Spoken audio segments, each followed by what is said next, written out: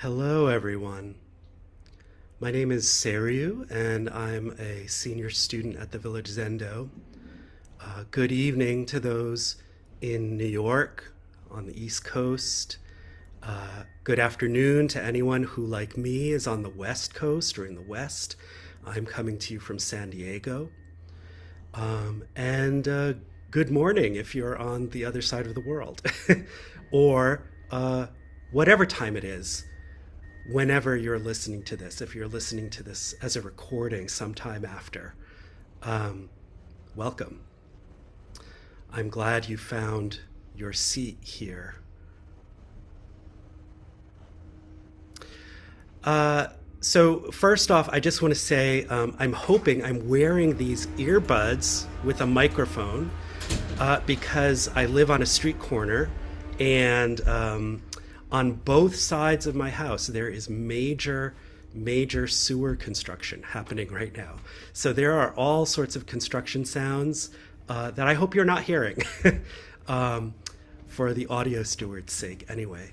So yes, but if you do hear some strange beepings and scrapings, that's what that is. So we are in the early days of our winter Ongo. Ongo, peaceful dwelling, are intensive practice periods held twice a year.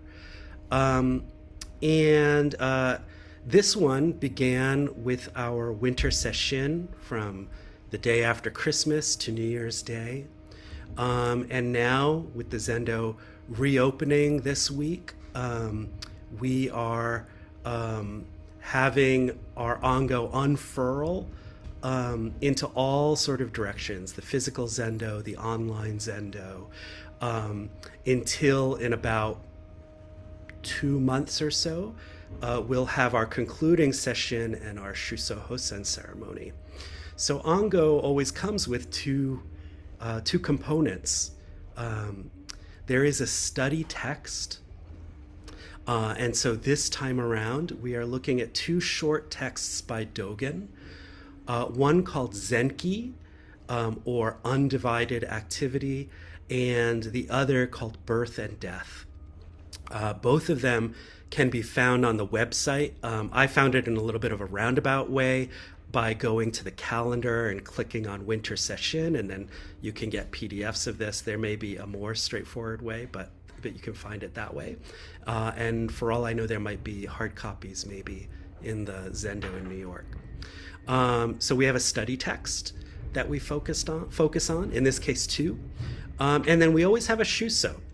In this case, our Shuso Rakshin, who has ably led us through our opening session, and then will be a model for practice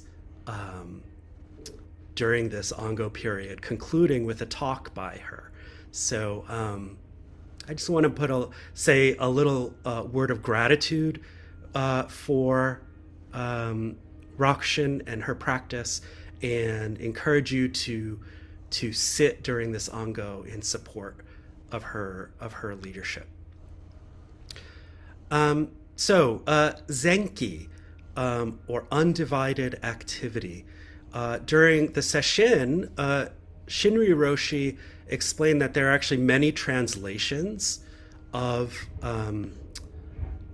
this.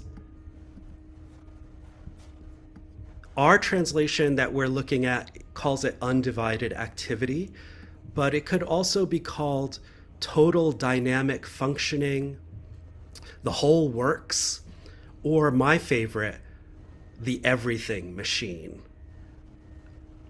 Birth and death, the other text, I'm going to be focusing mostly today on a passage from Zenki, but birth and death offers us this quote that I'd like to start with. In birth, there is nothing but birth, and in death, there is nothing but death. Accordingly, when birth comes, face and actualize birth, and when death comes, face and actualize death. Do not avoid them or desire them. So our Shuso is a hospital chaplain and has already over session spoken eloquently about facing death and facing the change of loss. And I'm sure we'll hear more from her on this aspect of birth and death. For today, I want to focus on facing birth. What does that mean to face and actualize birth? And for whatever reason during session, in hearing that phrase of facing birth, I instantly thought of service positions. So I want to talk about service positions tonight a little bit. Service positions being the various liturgical positions, or the more kind of seemingly mundane ones, like the opener at the Zendo. Someone has to open the front door. Yeah. So in connection with this idea of birth and service positions, I want to look at this through the lens of a koan. Mumonkan Case 25, Talk by the Monk of the Third Seat. It's a fairly short koan. The first sentence is Master Gyozan, or Yangshan in Chinese. Master Gyozan had a dream. He went to Maitreya's place and was given the third seat. Maitreya is the Buddha of the future. So he went to a Zendo, and he was given a seat. I can remember in my early days of sitting with the Village Zendo, it was Enkyo's place. And I was given a seat there. I walked through the door, and there was a seat for me. And in my little Zoom window, I see lots of folks who I don't recognize, although I'm not physically at the Zendo very much. But perhaps you all, or some of you, are newcomers, new to the Village Zendo. The door opened, and there was a seat for you. So for me, when I showed up in my early 20s, what Village Zendo and that seat offered me was a place of quiet and a refuge from what I felt were these crushing demands of the world on me. A refuge to just be still and silent. This felt completely radical to me, to sit in a room full of people, in those days kind of knee to knee, really close up against each other, in a small apartment on Washington Place, and to be still and to not have to speak. Such a precious gift, and one that, frankly, I think kind of saved my life. And this went on for a few months, maybe a month or two, actually, not even all that long. I would come, I would sit in the dim light, I would count my breath, and then I would get up and I would walk out the door. And if I spoke one word to someone, that was a lot. And like I said, that was a gift for me. But then, something happened. As often with our Zen practice, as soon as we sort of feel any sort of comfort, any sort of, just comfort, a change happens. A few minutes before we were about to begin, and in those days, we began, before sitting, we would have our liturgy service, like we're going to do after this talk. Someone came up to me and said, "Hey, do you want to be altar usher?" And that's the person who holds the little clackers by the altar at the beginning of the service. And I was just in shock and panicked. What? Me? Me do something? No. That's not what I came for. I just want to sit still and silent. I don't want anything to be asked of me. Can't I just be here like a visitor in a dream showing up? So the koan goes on. Master Gyozan has been given the third seat, and he sits down. And then immediately a venerable monk there stood up and struck the table with a gavel and announced, "Today the talk will be given by the monk of the third seat." Uh-oh. Poor Master Gyozan. He hadn't bargained for this. Just like I hadn't bargained for having to do anything at the Zendo other than count that breath. Can you imagine, looking into my little Zoom window, my little Zoom dream at the Village Zendo? Today's talk will be given by the person in the third seat of the front row on the left in the Zendo. Yes, you. Today's talk will be given by the person in the third Zoom box online. Oh, in my world, that means Carolyn Moyer. Today, the talk will be given by Seiryu. Me? No. I'm just here to relax, to not do anything, to be very zen. Isn't that what it's all about? It's a dream, after all. And it's my dream. So why have I got to act? So to me, this moment is a lot like the birth discussed in our study texts. How do we face and actualize our birth, our coming into being when the world calls on us, usually unexpectedly? In a totally different context, I want to offer up this from the French philosopher Louis Althusser, who describes a similar scene to this koan in many ways, and perhaps was offering a koan himself to his students, even though he wouldn't have called it that. So picture this scene that Althusser conjures as if a dream. You're walking down the street when all of a sudden a police officer behind you calls out, "Stop!" The moment you turn around, in compliance, in curiosity, in confusion, in resistance, no matter what, you're born as a subject to the law.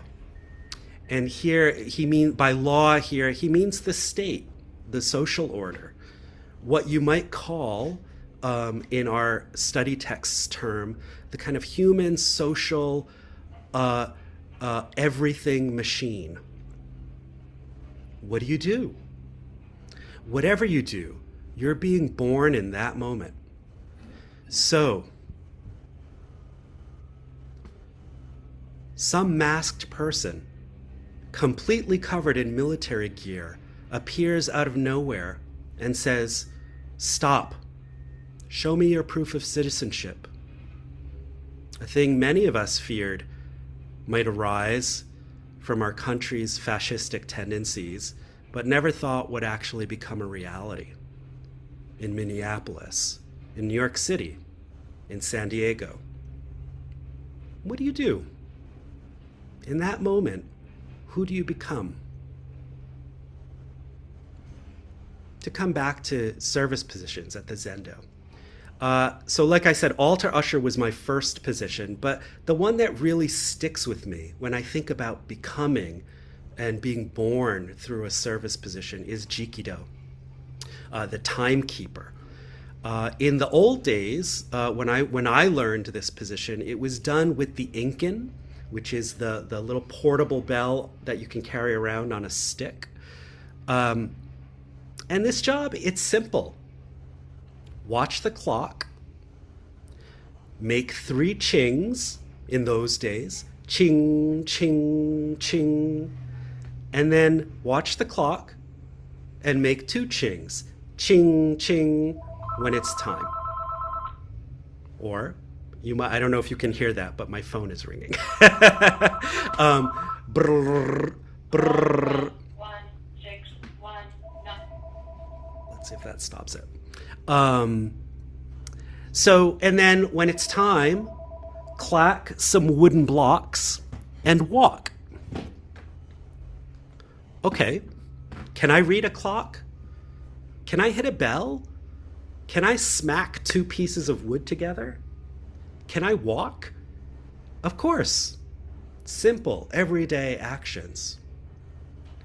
And yet, perhaps you too have been an over-anxious Jikido, like I was, like sometimes I still am.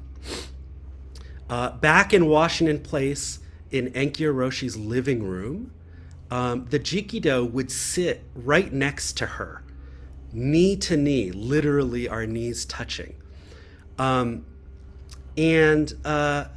For me, in those days, it was no small thing to have to sit next to a Zen master and do things.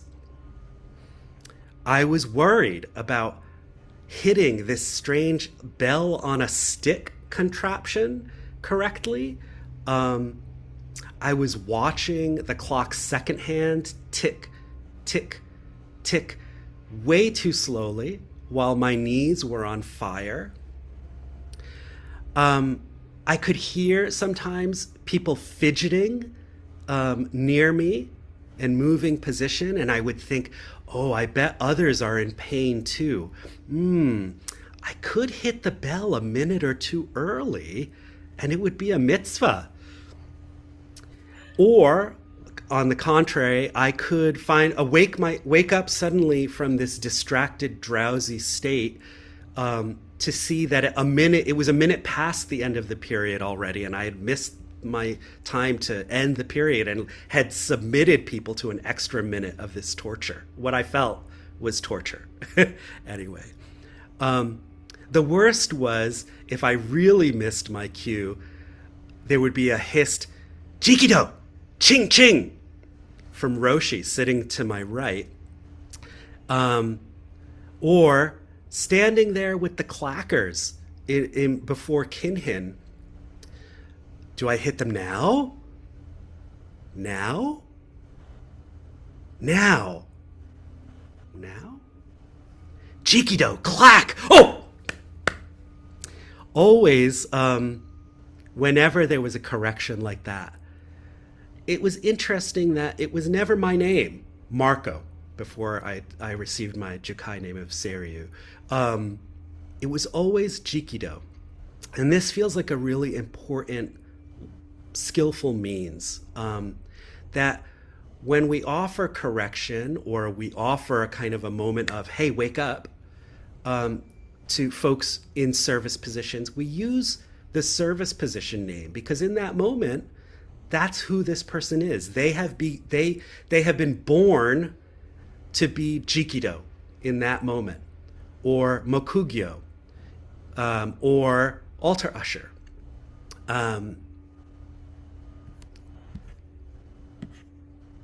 So when the monk announces in the koan, it's our turn to give the talk, or ring the bell, or officiate the service, or take out the garbage, or tend to a sick child.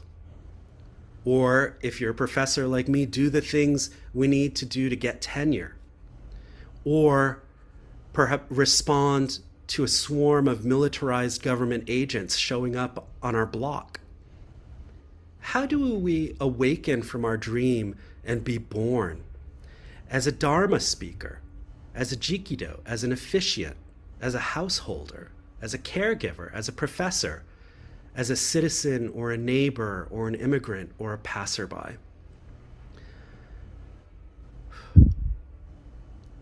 We can overthink things. We can suffer through the worry that we bring to the position in front of us.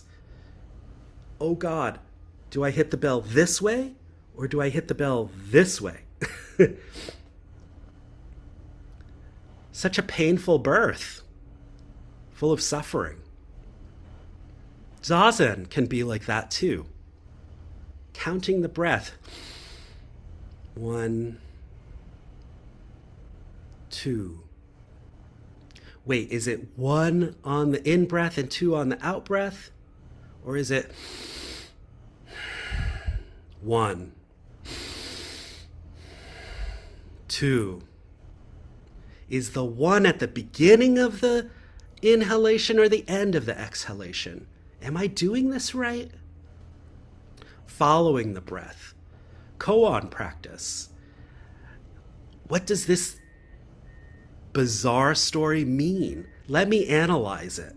Let me pick it apart. Let me be sophisticated and intellectual about it. Or we can just do it, whether it's our zazen or our service position or our life.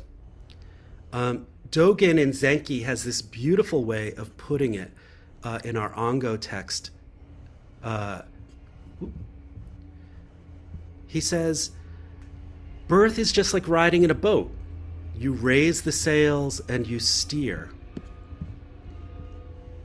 Isn't that how it is? We hold that little metal stick and we tilt the handle of the inkin just so. Or these days, the Jikido uses a case, a larger bell, sitting on the floor. To be Jikido means holding the striker with a wrist loose in just the right way and kissing the lip of the bell at just the right angle and with just the right force. It's like the meme of the woman puzzling over something as a stream of mathematical graphs and equations and symbols are superimposed over her. So painful to be the Jikido who must hit the bell just right. Dōgen goes on, although you maneuver the sail and the pole, the boat gives you a ride, and without the boat, you couldn't ride. So, what makes you a Jikido? Hit the bell and find out. Just do it. What makes you a parent, an artist, a neighbor, an activist?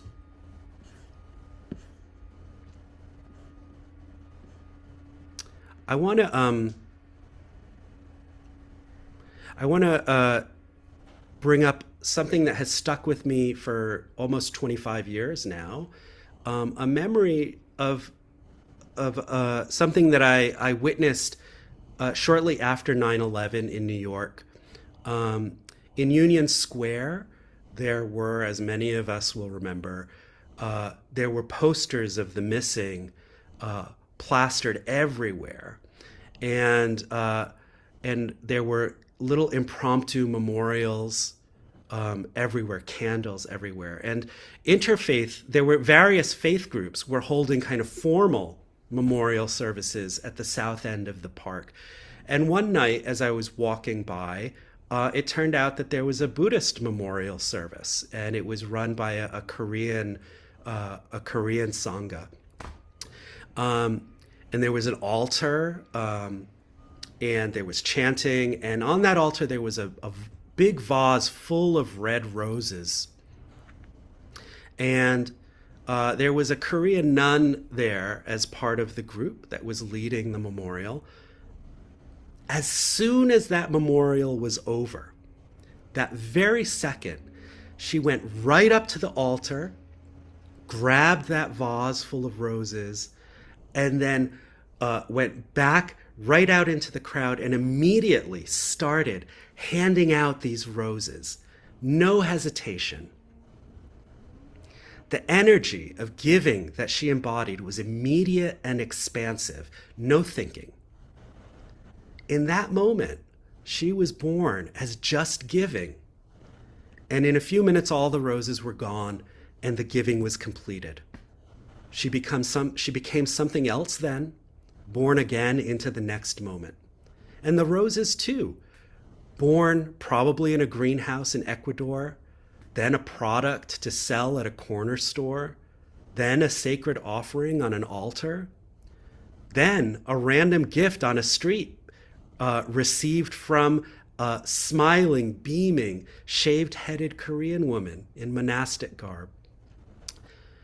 Then maybe a talisman of solace to someone grieving that night in Union Square, or maybe a token of affection later that evening given by one of those passersby to a lover, or maybe tossed in a garbage can where its incongruity confused and delighted a person who picked it out of the trash the next morning and put it in a vase in their office cubicle, or in the cab of the garbage truck that they drive.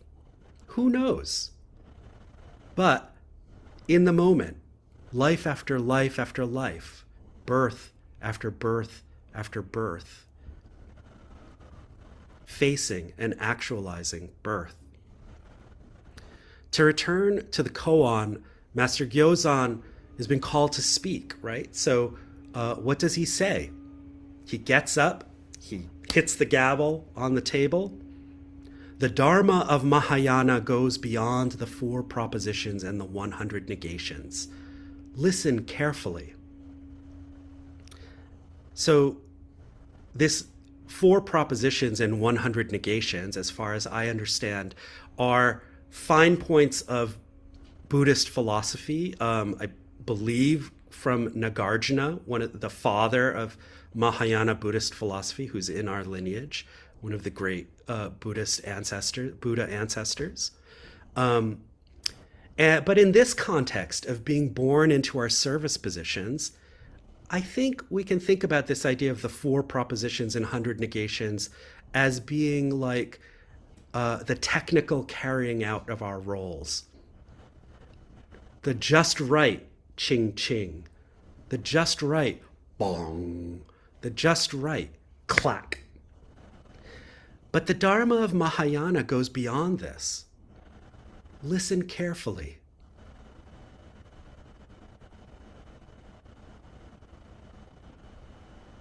I hear silence, actually. The construction crew has finished for the day, it seems. What do you hear? Born in this moment.